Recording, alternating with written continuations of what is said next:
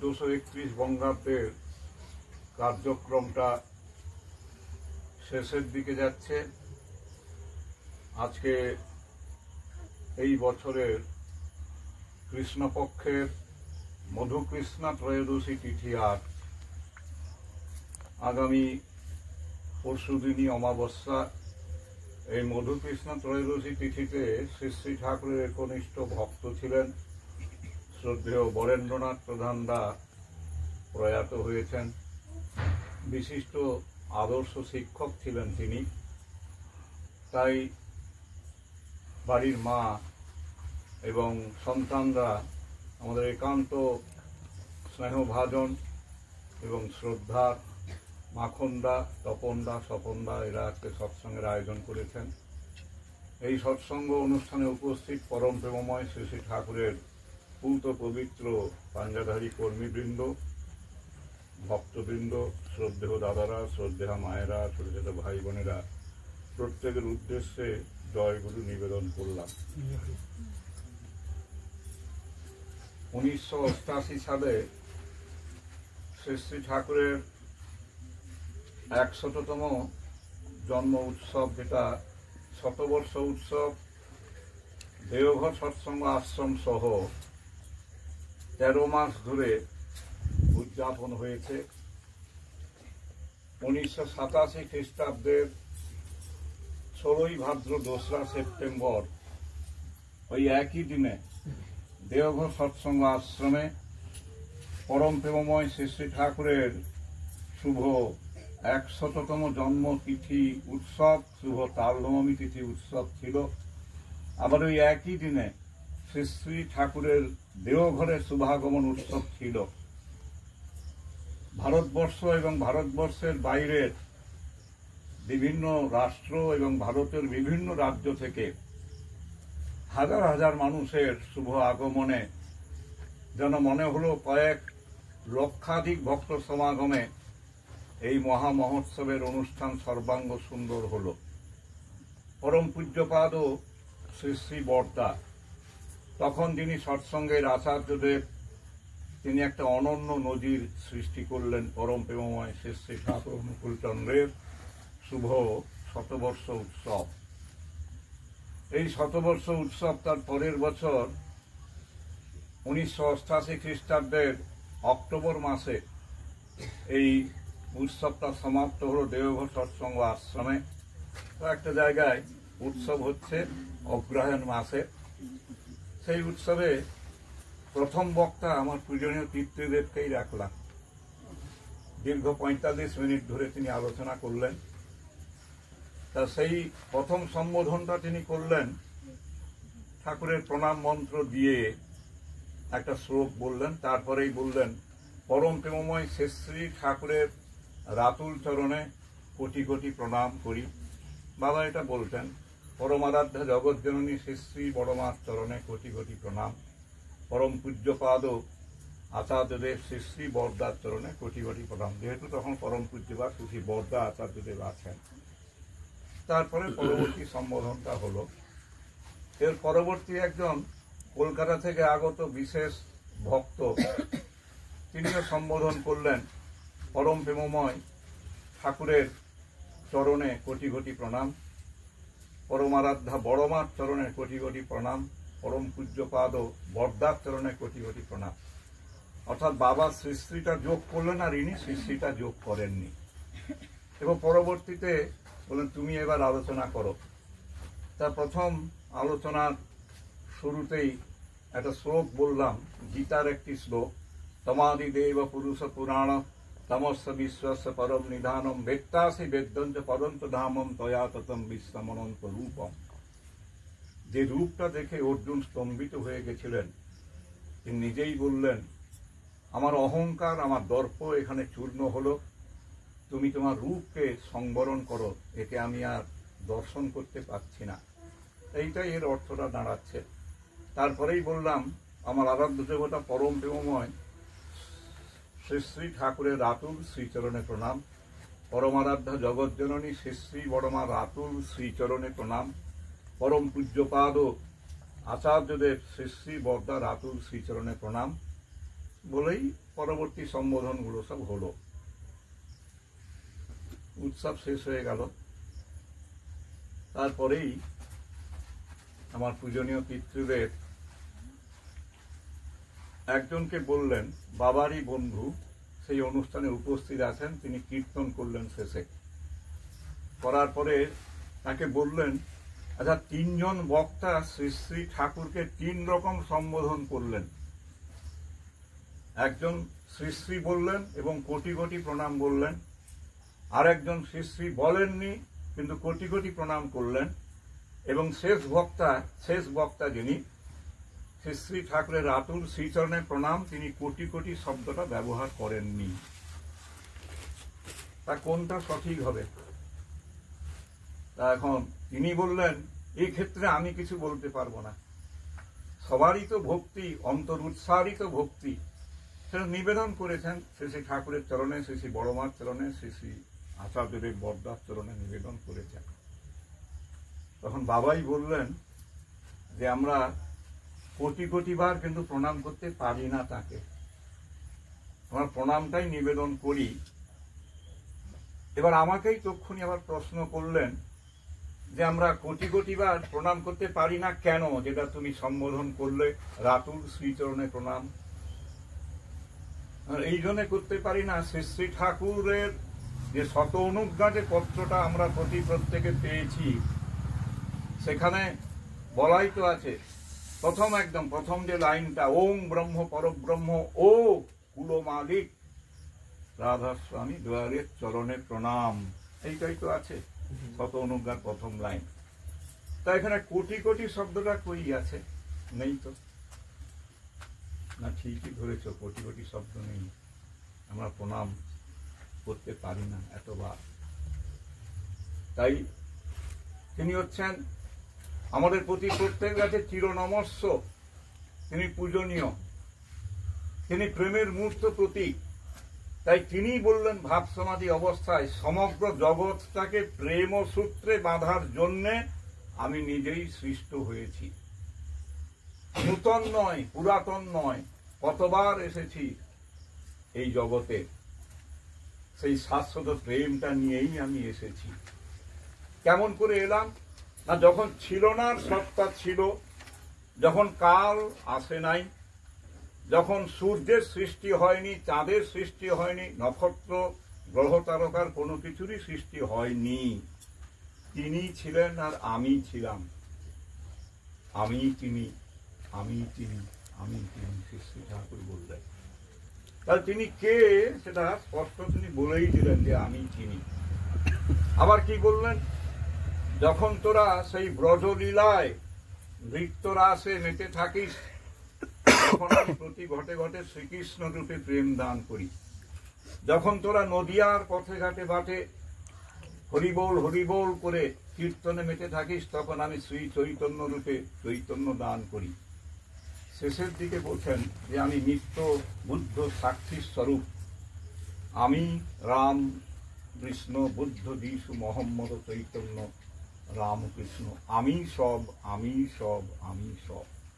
তাহলে এক জায়গায় বললেন সেই পুণ্যপুঁথি গ্রন্থে যে আমি তিনি, আমি তিনি, আমি তিনি, আবার বললেন আমি সব, আমি সব, আমি সব। অর্থাৎ আমাদের পৃথিবীতে বিভিন্ন রকম পরিচয় আছে, কিন্তু সঠিক পরিচয়টা যখন নির্ণয় করতে পারি না, তখন আমাদের একটা জিনিসের প্রয়োজন হয়। তা সেটাই প্রশ্ন করলেন আমার পূজনীয় পিতৃদেব আমাকে, যে আমরা সঠিক পরিচয়টা নির্ণয় করতে পারি না। কোন পরিচয়টা? যার জন্য দীক্ষা নেওয়ার প্রয়োজন হয় আমাদের প্রতি প্রত্যেকে। তখন বলছিলাম যে আমরা যখন সঠিক পথে নিজেকে পরিচালনা করতে পারি না, এবং আমার দ্বারা পরিচালিত হয়ে অন্য আরো অনেক ব্যক্তি সঠিক পথে চলতে পারে না, নিজে সঠিক হওয়ার জন্য, বিপরীতমুখী অবস্থা থেকে সঠিক অবস্থায় আসার জন্য, এবং অন্যকে সঠিকভাবে পরিচালিত করার জন্য দীক্ষার প্রয়োজন হয়। যেটা বলা আছে, দিয়তাম জ্ঞান মুত্তমম ক্ষীয়ন্তে পাপ সঞ্চয়। রোগ, শোক, গ্রহদোষ, বুদ্ধি বিপর্যয় সবটাই আস্তে আস্তে করে দূরীভূত হয় দীক্ষা গ্রহণ এবং নির্দেশ পরিপালনের ভেতর দিয়ে। তাই শ্রী শ্রী ঠাকুর অনুকূলচন্দ্র বললেন, সব দীক্ষা তুই এক্ষুনি নে, ইষ্টেতে রাগ সম্প্রীতি, মরণ তরণ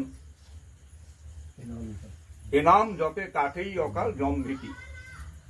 তাহলে সব দীক্ষা তুই এক্ষুনি নে, ইষ্টেতে রাগ সম্প্রীতি, মরণ তরণ এনাম ভবে জপে কাটেই অকাল জমভীতি।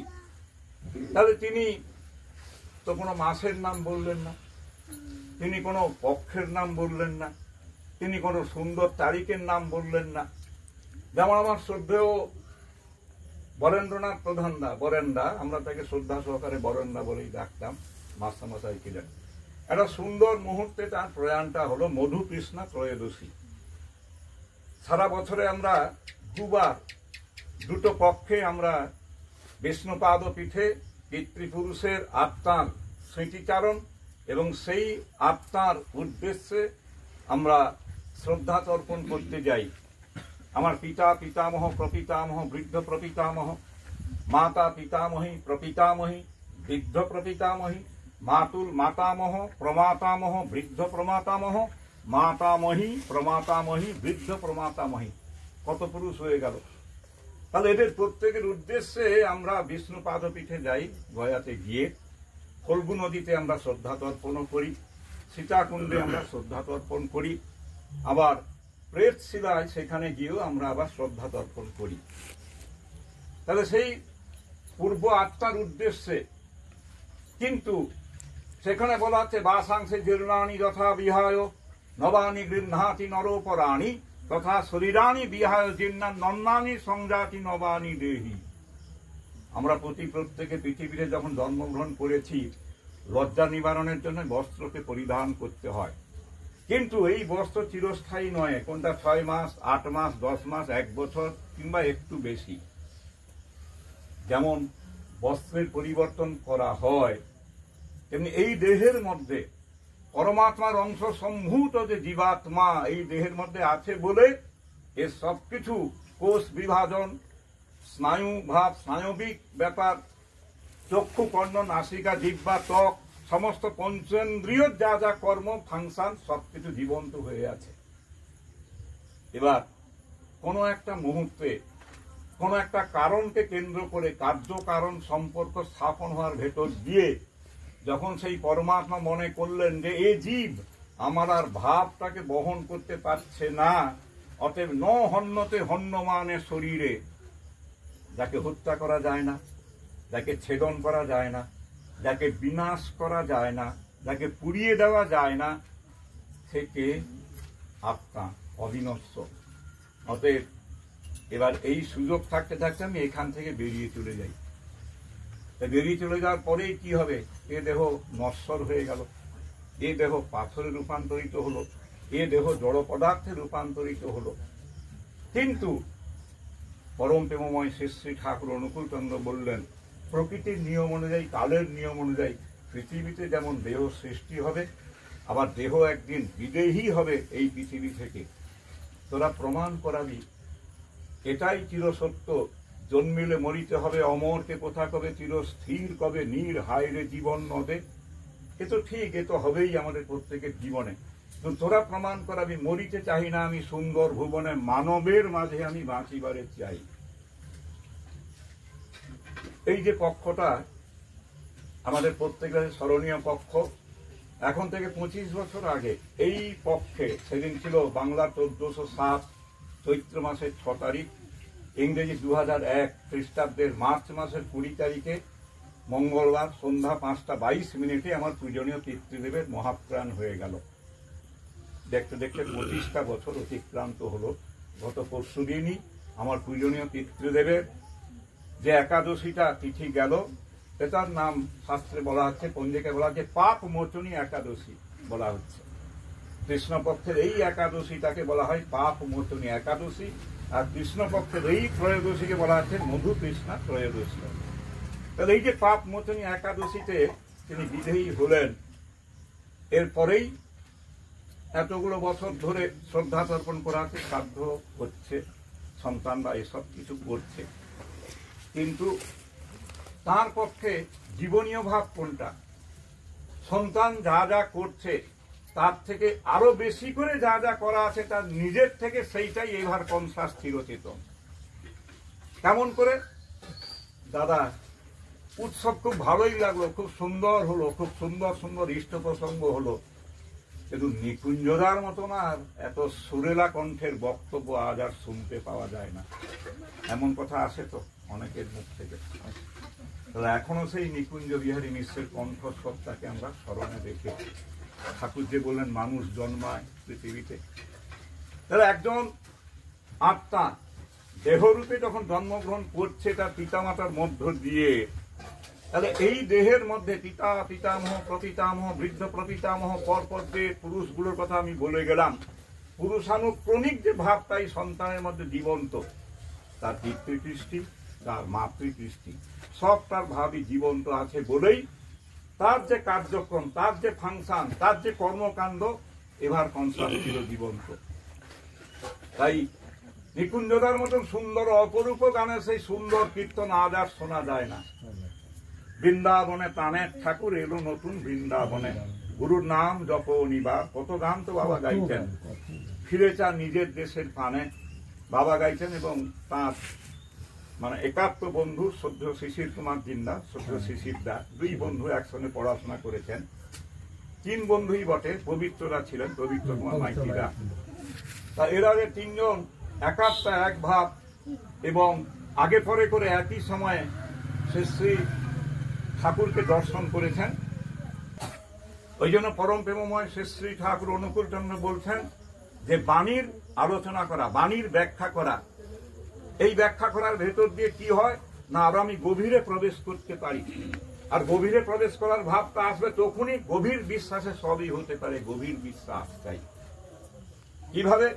নিষ্ঠা, আনুগত্য, প্রীতি সম্বেগ, ক্লেশ সুখ, প্রিয়তা, এই চারটার প্রকাশ, এই চারটার বিশ্লেষণ, এই চারটার বিন্যাসের ভেতর দিয়ে গভীর ভাবটা আসতে পারে আমাদের প্রতি প্রত্যেকের মধ্যে। প্রথম হচ্ছে নিষ্ঠা, যে কোনো ব্যাপারে নিষ্ঠা। যেমন সদ্য অদ্বৈত দাসের সঙ্গীতটা করলেন, তাহলে এই যে সঙ্গীতের প্রত্যেকটা শব্দের প্রতি তার যে বিন্যাস, তার যে বিভাগ, তার যে কার্যক্রম, এটাকে বিশ্লেষণ করতে করতে সুরের সঙ্গে শব্দের সংযোজনের ভেতর দিয়ে সুর ও পরব্রহ্ম এই ভাবটা যখন এসে গেল, তখন সুরের প্রকাশটা হতে থাকলো পরপর করে।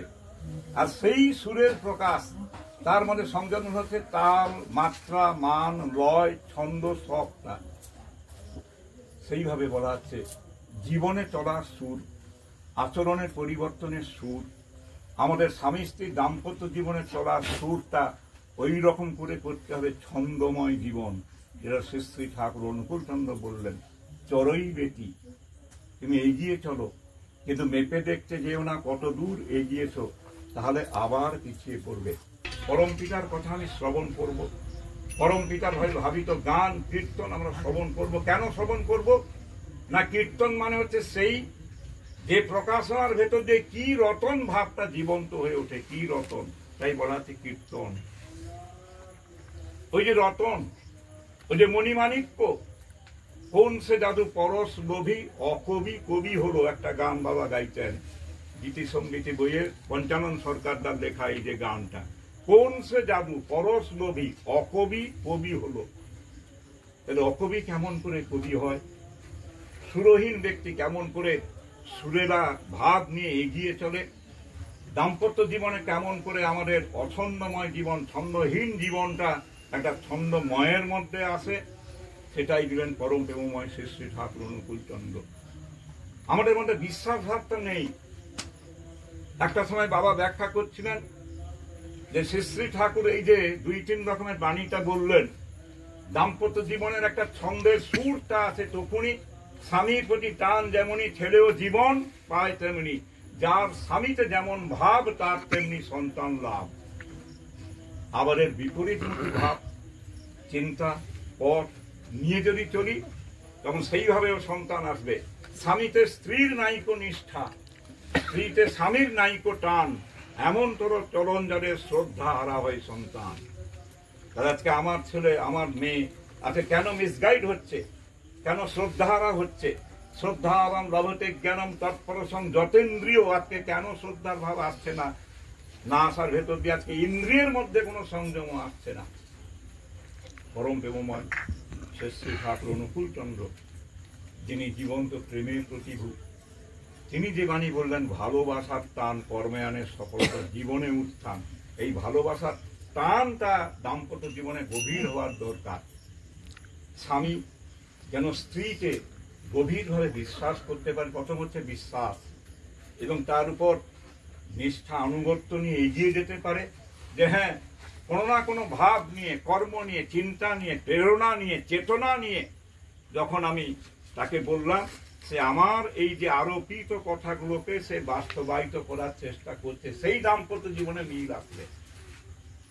আবার আমার যে সহধর্মিণী যিনি, তিনি স্বামীকে দেবতা জ্ঞানে যখন শ্রদ্ধা ভক্তি করছেন, তার মনের যে বাসনা, তার মনের যে কথা যখন স্বামী দেবতার কাছে তিনি প্রকাশ করলেন, যেটা লিক আউট হবে না, যেটা বাইরে সর্বসমক্ষে প্রকাশিত হবে না, এমন কিছু কথা যখন স্বামী দেবতার কাছে তিনি প্রকাশ করলেন সহধর্মিণী, তখন দেখা যাবে স্বামী স্ত্রীর দাম্পত্য জীবনটা তখনই সুন্দর হবে, তখনই মধুময় হবে, তখনই ছন্দময় হবে জীবনটা।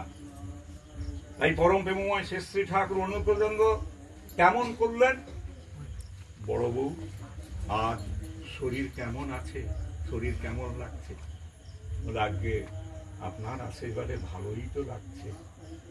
আমি শুনেছি সব কথা বড় বউ, তোমার শরীরের একটা জায়গায় প্রচন্ড ব্যথা, প্রচন্ড যন্ত্রণা, এখন কেমন আছে সেই ব্যথা, সেই যন্ত্রণা?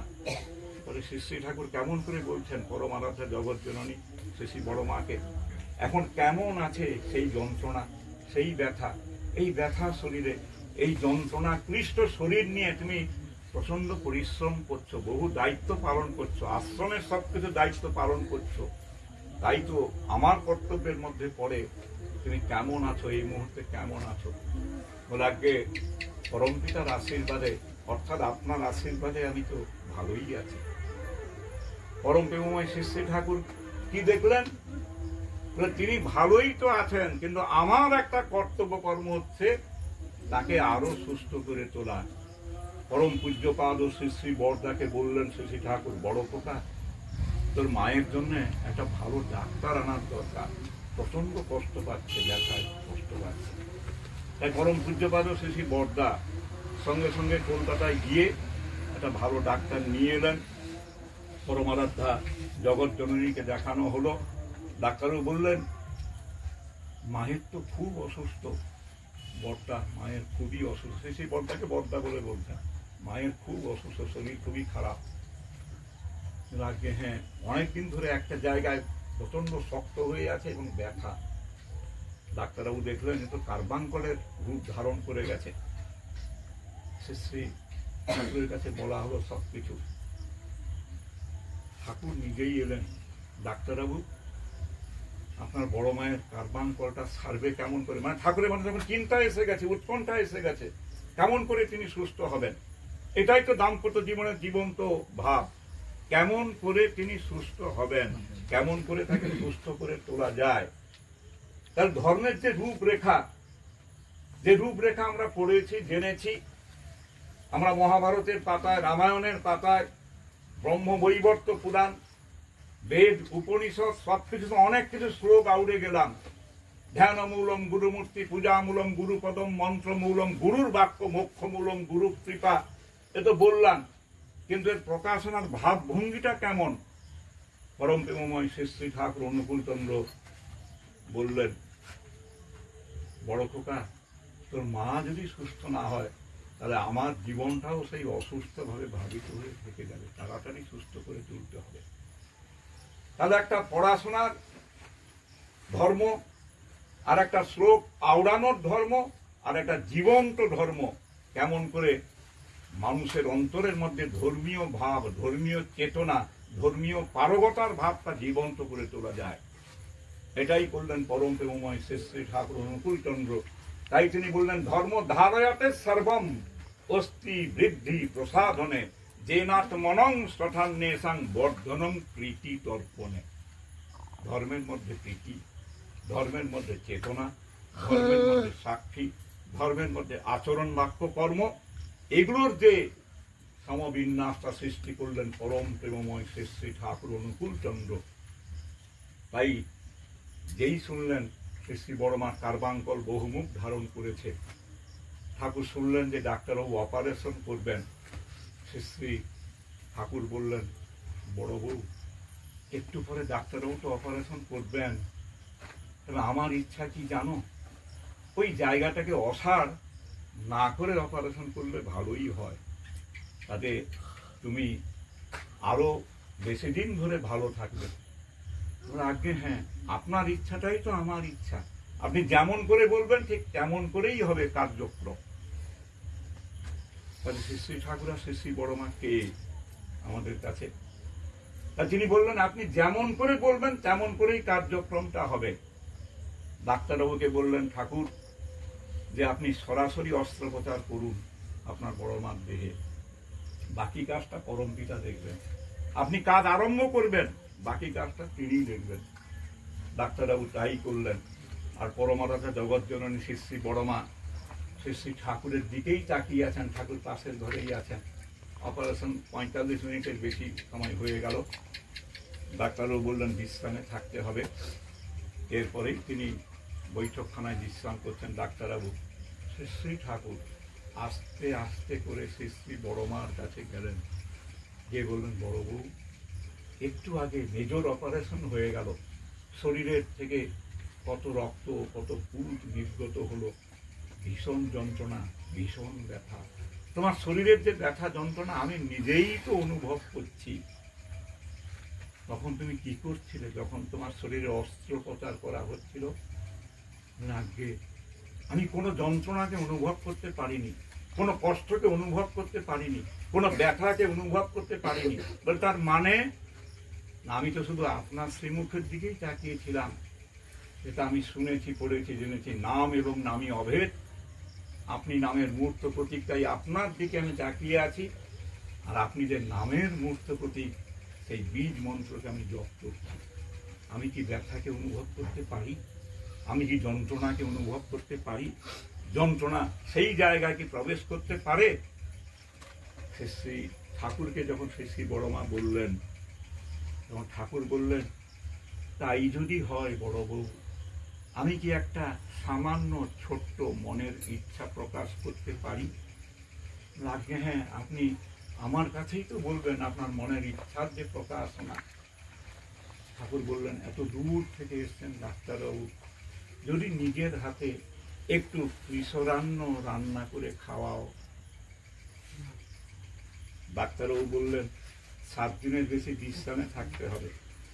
আর শ্রী ঠাকুর বললেন, নিজের হাতে যদি একটু মিশরান্ন রান্না করে খাওয়া। কি হলো ব্যাপারটা? শ্রী বড়মা বললেন, আগে আপনার শ্রীমুখ থেকে যখন আশীর্বাদটা এসে গেছে, এটা তো হয়েই আছে, আমাকে একটু লাগতে হবে, আমাকে একটু সংযোজন করতে হবে, এটা তো হয়েই আছে। আপনার শ্রীমুখে বলা মানেই এটা হয়ে আছে, আমাকে করতে হবে। এই যে মন্দিরের ব্যাপারে পরম পূজ্যপাদ শ্রী শ্রী বর্দার আশীর্বাদ হয়ে আছে।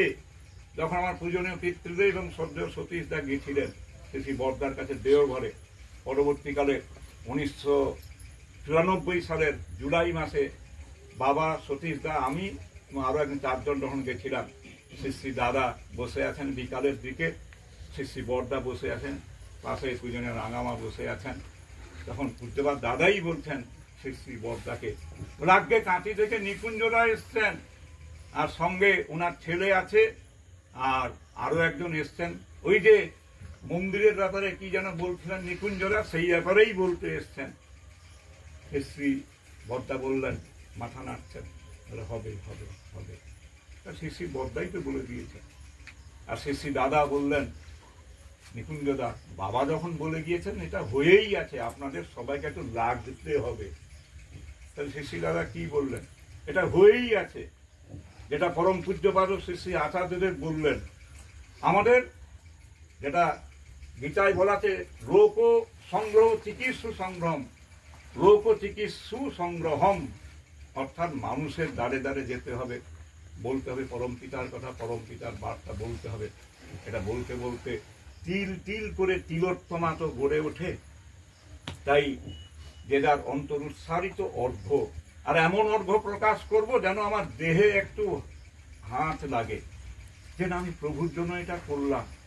আমি তা উপায় করছি আমার সংসারের জন্যে, আমার স্ত্রীর জন্যে, আমার স্বামীর জন্যে, ছেলে মেয়ের জন্যে, প্রতিবেশীর জন্যে। হাজার হাজার লক্ষ লক্ষ টাকা তো আমি উপায় করে বেড়াচ্ছি, খরচও করে দিচ্ছি। আর প্রভুর যে মন্দির হবে, এ মন্দির সে মন্দির নয়। তৎকালীন ভারতবর্ষ যে ধর্মের দেশ, দেবালয়ের দেশ, এখানে গির্জা, মঠ, মন্দির, মসজিদ, আশ্রম, মিশন অনেক কিছু হয়ে আছে। আর সৎসঙ্গ আশ্রম, সৎসঙ্গ মন্দির, শ্রী ঠাকুর তার রূপরেখা বলেছেন, যথাযথ পরিশ্রমে জ্ঞানের যেথা আহরণ, সুধীজন করেন তারে আশ্রম বলে সম্বোধন। আশ্রমিক চরণ, আশ্রমিক ভাব, আশ্রমিক রূপরেখা, যেখানে জ্ঞানের চর্চা হবে, যেখানে মানুষের সারবত্তার চর্চা হবে, যেখানে প্রত্যেকটা মানুষের জীবনীয় চর্চা হবে, তেমনতর স্থানকে বলা হচ্ছে আশ্রম। আচরণ পূর্বক শ্রম, সেটাই হচ্ছে আশ্রম। তাই যেখানে কেন্দ্র হোক, মন্দির হোক, বিহার হোক, সেই আচরণ পূর্বক শ্রমটাই থাকবে আশ্রম। আর কারো কারো মনে প্রশ্ন আসতে পারে, এত মন্দির করে কি হবে, এত কেন্দ্র করে কি হবে? মানুষের দেহের মন্দিরটা জাগ্রত হোক। এখন দেহের মন্দির জাগ্রত তখনই যখন সাক্ষাৎ মন্দিরে যাবে, সাক্ষাৎ গুরু সেবার ভেতর দিয়েই তো আমার নিজের পরিবর্তন আসবে। তাই তো বলছি, গুরুর ব্রহ্মা গুরুর বিষ্ণু গুরুর দেব মহেশ্বর গুরু রেব পরব্রহ্ম তস্মৈ শ্রী গুরবে নমঃ। গুরু রেব অর্থাৎ সাক্ষাৎ গুরু পরব্রহ্ম, তস্মৈ শ্রী গুরবে নমঃ। গুরুর সাক্ষাৎ, সাক্ষাতে হাতে কলমে, যেটা ঠাকুর বলছেন, হাতে কলমে কাজটা করতে হবে। তখন না, আমিও আমার পরিবার থেকে এই গায়ে গতরে তৈরি করার যে একটা অর্ঘ্য আমি প্রদান করলাম, তখন আমার মন্দিরের প্রতি টান আসবে, ভালোবাসা আসবে, শ্রদ্ধা আসবে। যেটা শেখালেন পরম পূজ্যপাদ শ্রী শ্রী বরদা, পরম পূজ্যপাদ শ্রী শ্রী দাদা, এবং শেখাচ্ছেন পরম পূজ্যপাদ শ্রী শ্রী আচার্যদেব। না একাত্ম হয়ে তাঁর হয়ে উঠতে, যেটা পরম প্রেমময় শ্রী শ্রী ঠাকুর শ্রী শ্রী বড়মাকে দিয়ে যেটা আমাদের দেখিয়ে দিলেন, শ্রী শ্রী বড়মা সেই শরীরে, সেই ব্যথা ভরা শরীর নিয়ে গেলেন, রান্নাঘরে সবকিছু করলেন। করার পরেই ডাক্তারবাবুকে ডাকা হলো, ডাক্তারবাবু খেতে বসলেন। খাওয়ার পরে একবার ঠাকুরকে বলছেন, আগে এত সুন্দর কিশোরান্ন, সুন্দর ব্যঞ্জন কে রান্না করেছে? ঠাকুর বললেন, করেছেন একজন, আপনি আরো খান, কেমন লাগে দেখুন। আবার খাচ্ছেন সেই ডাক্তারবাবু। আবার প্রশ্ন, আগে বলুন না কে করেছেন, কখন করেছেন, এত ভালো লাগছে। ঠাকুর বললেন, খান, আপনি পরিপূর্ণভাবে খান। ব্যবস্থাই তো করেছেন, দেহ একদম। খাওয়া হয়ে গেল, বলে আমার হৃদয় মন প্রাণ সবটাই জুড়িয়ে গেল, দয়া করে বলুন না কে করেছেন। শ্রী ঠাকুর বললেন, একটু আগে 45 মিনিট কি 1 ঘন্টা আগে আপনি যার মেজর অপারেশন করলেন, কার্বাঙ্কল অপারেশন করলেন, যার 7 থেকে 15 দিন বিশ্রামে থাকতে হবে, আপনারই বড় মা এইটা করেছেন কিছু সময় আগে অপারেশনের পরে। আমি ভাবছি যে কেমন করে তিনি করতে পারলেন, এই যন্ত্রণাময় দেহটা নিয়ে, ব্যথা ভরা দেহ নিয়ে কেমন করে করতে পারলেন। শ্রী শ্রী ঠাকুর তখন বললেন, ডাক্তারবাবু আমি একটা কথাই বলতে পারি, এখানে গভীর বিশ্বাসে সবই হতে পারে। তখন ডাক্তারবাবু বললেন, ঠিক, এই কথাটা আপনার লেখা সত্যানুসরণ গ্রন্থে অনেকবারই পড়ি এবং বারবার পড়তে ইচ্ছা হয়। তাহলে আমরা পড়ার সময়ও মাঝে মাঝে ভুল করে বসি। বাবা সেটা ধরিয়ে দিয়েছিলেন অনেককে। আমরা পড়ার সময় কি বলবো না, পরম প্রেমময় শ্রী শ্রী ঠাকুর অনুকূল চন্দ্রের শ্রীহস্ত লিখিত গ্রন্থ সত্যানুসরণ পাঠ করছি, এই উচ্চারণটাও আমাদের অনেকের আসে না। পরম প্রেমময় শ্রী শ্রী ঠাকুর অনুকূল চন্দ্রের নারীর নীতি গ্রন্থ পাঠ করছি। তাহলে ঠাকুরের লেখা, ঠাকুরের শ্রীমুখ নিশ্চিত প্রত্যেকটা গ্রন্থে পরম প্রেমময় শ্রী শ্রী ঠাকুর অনুকূল চন্দ্র বলা হয় কেন? কারণটা কি? তার নিজের শ্রীহস্ত লিখিত, তার নিজের শ্রীমুখ নিশ্চিত, এবং প্রত্যেকটা গ্রন্থে তাঁরই প্রতিকৃতি, তাঁরই ছবি আছে। যখনই দেখা যাচ্ছে কোনো একটা প্রতিকৃতি পুরানো হয়ে গেছে, নিবেদন করছেন আগে এই ফটো ঠাকুরের প্রতিকৃতি পুরানো হয়ে গেছে, একে কি মানে নষ্ট করে দেব, জলে দিয়ে দিব?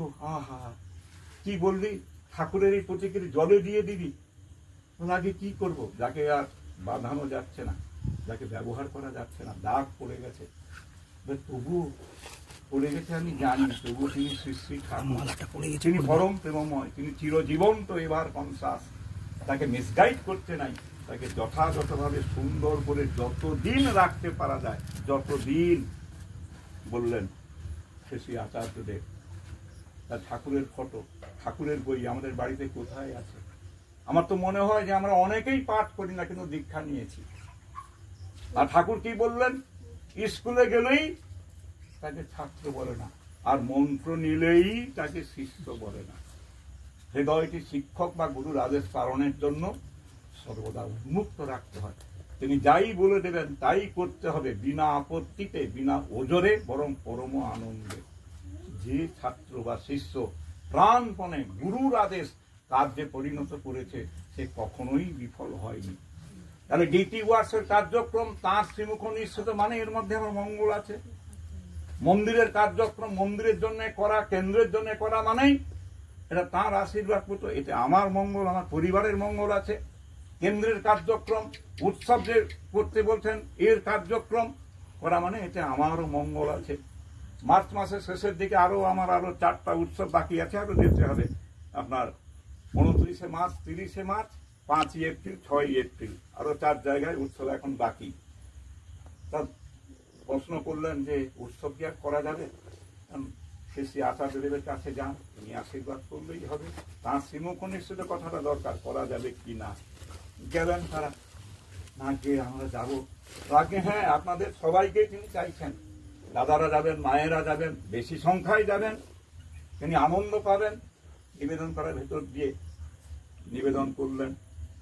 শ্রী আচার্যদেব বললেন পরম পিতার উৎসব করবেন, সুন্দর করে করবেন, যেন প্রত্যেক মানুষ উৎসবে এসে আনন্দ পায়। তাহলে কি বলবেন শ্রী আচার্যদেব? তিনি হচ্ছেন আনন্দের মূর্ত প্রতীক, তিনি সচ্চিদানন্দ ঘন পুরুষ, সচ্চিৎ আনন্দের মূর্ত প্রতীক, জীবন্ত রূপ, এই পরম প্রেমময়। তার উৎসব হচ্ছে মানে আমাদের প্রতি প্রত্যেকের মঙ্গল নিহিত। প্রার্থনা করি পরম প্রেমময় রাতুল চরণে, শ্রদ্ধেয় বরেন্দ্রদা যে আত্মা যখনই শ্রাদ্ধের অনুষ্ঠান সন্তানরা করেন, তখন সেই সময় তিনি উপস্থিত হন। প্রত্যেক পরিবারের বিদেহী যারা পিতা, যারা মাতা হয়েছেন, বিদেহী হয়েছেন, সন্তানরা যখন শ্রাদ্ধের আসরে বসেন, বৌমা যখন সহযোগিতা করেন, নাতি নাতনি যখন পাশে থাকেন, সেই আত্মা সেখানে উপস্থিত হয়। আর এখানে যেমন যার উদ্দেশ্যে, যাকে কেন্দ্র করে সৎসঙ্গ, শ্রী শ্রী ঠাকুর, শ্রী শ্রী বড়মা, শ্রী শ্রী বড়দা, শ্রী শ্রী আচার্যদেব এখানে উপস্থিত আছেন। কারণ সেই বাণীকেই তো স্মরণ করি, না হম তিষ্ঠামি বৈকুণ্ঠে যোগী নাম হৃদয়ে নচ মত ভক্তা যন্ত্র গায়ন্তী তত্ত্ব তিষ্ঠামি নারদ। তাই এখানে তারা সশরীরে আছেন, তারাই সবকিছু পরিচালনা করছেন। আর তেমনি করে যা স্মৃতির উদ্দেশ্যেই শ্রদ্ধা তর্পণ, সেই শ্রদ্ধেয় বরেন্দ্রদাও এখানে উপস্থিত আছেন।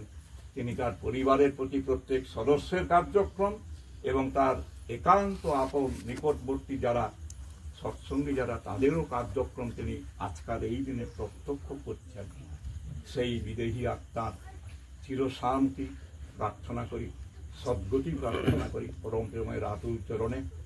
এবং প্রত্যেকে ব্যক্তিগত জীবনে, দাম্পত্য জীবনে, পরিবার জীবনে, সন্তান চর্যা, সমাজ জীবনে, প্রত্যেকটা জীবনে ইষ্টকেন্দ্রিক জীবন, আচার্য কেন্দ্রিক জীবন যাপনের ভেতর দিয়ে ইষ্টানুগ জীবন বর্ধনায় বৃদ্ধি প্রাপ্ত হয়ে আরোতর ভাবে যেন এগিয়ে যেতে পারি।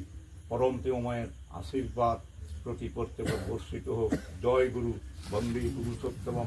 পরম